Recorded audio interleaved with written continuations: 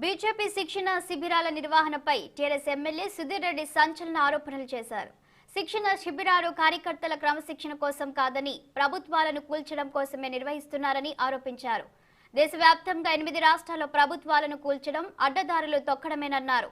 కేసీఆర్, కేటీఆర్ను ఎలా తిట్టాలో 3 రోజుల పాటు ట్రైనింగ్ ఇస్తున్నారని ఎమ్మెల్యే ఎద్దేవా చేశారు.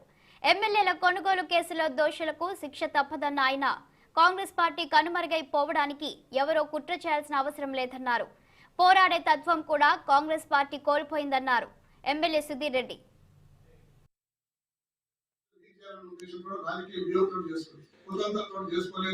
ఆ పార్టీ చేసుకున్నదానికి టీఆర్ఎస్ పార్టీ చేసుకున్నది చాలా తేడా ఉన్నది.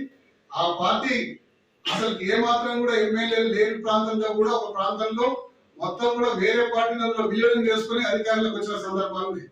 టీఆర్ఎస్ పార్టీకి కావలసినంత ప్రజాబలం ఉండే, కావలసిన సీట్లు ఉండే, అధికారంలో ఉన్న పార్టీ, అధికారంలో లేని పార్టీ కాదు. అధికారం కోసం ఇతర పార్టీల నుంచి తీసుకొచ్చి చేసుకోలేదు. అధికారంలో ఉంటే ఎమ్మెల్యేలను చేసుకోవచ్చా ఇతర పార్టీల నుంచి? అంటే అధికారంలో ఉన్నప్పుడు ఇతర పార్టీలు వ్యూహాత్మక, ఇప్పుడు రాజకీయం రాజకీయం వ్యూహంలో భాగంగా ఇతర పార్టీలు వీక్యాలని చేసుకోవచ్చు. దాంట్లో తప్పేముంది? అదే వ్యూహం వాళ్ళు పాటిస్తారు. అధికారంలో ప్రస్తుతంకు అడ్డదారులు దొరుకుతున్నారు.